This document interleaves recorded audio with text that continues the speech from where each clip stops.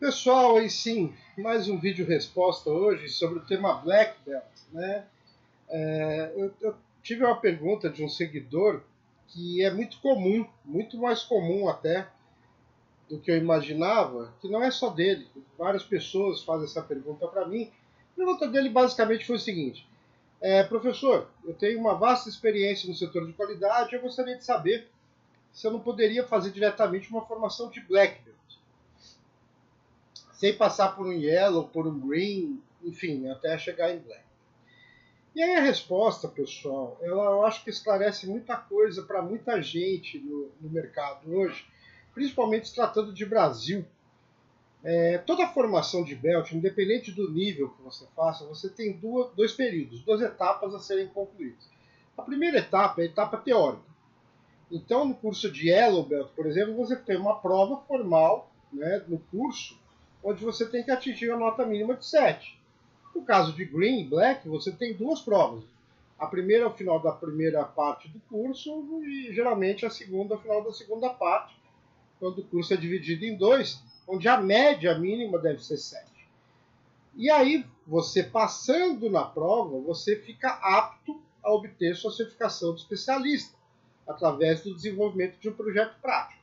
Ou seja, o curso, né, a prova, ela é um pré-requisito para você terminar o curso, que é o projeto prático. Você recebe dois certificados, um de conclusão de curso, outro de especialista. No caso do Green Belt e Black Belt, o curso de Black Belt, do jeito que ele é ministrado no Brasil, por 100% das empresas que eu conheço, é um upgrade. Eu costumo brincar, mas é uma verdade.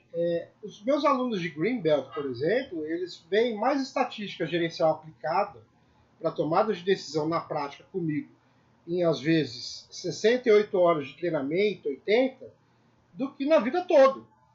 Porque a estatística é utilizada para tomada de decisão. A estatística é uma parte que engloba o conjunto de ferramentas que compõe o método e, por consequência, a metodologia. Então, a estatística, a parte quantitativa, ela é primordial no curso de Yellow, de Green e de Black, nem se fala, mas no sentido de complementar o quê? O conhecimento do processo, que você aplica através das ferramentas qualitativas. Para se obter um certificado de especialista, você tem que atender alguns critérios que vão desde a definição do que é um projeto, né, como escopo, tem que ser algo processual, não é uma ação direta de melhoria, isso é um Kaizen, né, que muitas vezes a gente enxerga no Brasil como formação de White Belt. Kaizen, ações pontuais de melhoria, diretas, não são processuais. Você atua em causa e não efeito, existe uma premissa de uma redução mínima de 50% do ppm, do início do projeto, partes por milhão. Então não é uma coisa trivial. Por isso que eu fico muito triste quando eu vejo projetos triviais. A pessoa não precisa fazer o melhor projeto do mundo, né? Ou aquele projeto mais difícil de todos. Mas tem que ser projeto. E projeto não dá para fazer numa sala de aula, não dá para fazer em uma semana, não dá para fazer sequer em um mês. Precisa de uma equipe, precisa de um escopo, de uma meta bem definida, de um estudo a sério do problema, né? A nível de você faz comparações, você faz priorizações, você faz correlações. A partir daí você começa a forma processual, né, falando de DMake apenas, do DMAIC, a levantar as causas, priorizá-las, analisá-las de uma forma estatística, na maior parte das vezes, e a partir dessa estatística gerar ações realmente objetivas. O grande termômetro, né, da definição de um projeto, basicamente é você começar entendendo o problema, a dimensão dele, mas sem saber a solução. Porque se você sabe a solução, não precisa de método. Você vai lá e resolve. Então, você pular a formação de Green Belt para fazer direto Black Belt, se for por uma instituição séria, você nem consegue fazer isso na prática. Eu, por exemplo, não consigo certificar nenhum Black Belt que não seja especialista Green Belt certificado, independente da empresa, da instituição que certificou. Mas ele tem que ter o certificado. Né? E aqui eu não vou entrar no mérito se o projeto é reconhecido, se não é, se é bom, se é ruim. É premissa. né? Uma vez que todas as certificações que eu faço são em conjunto com o Six Sigma Academy, eu preciso respeitar os critérios do Six Sigma Academy. Então, pessoal, a resposta é essa, tá? Agora, independente se isso é obrigatório ou não, como no meu caso, eu aconselho uma formação séria de Green Belt antes do Black Belt.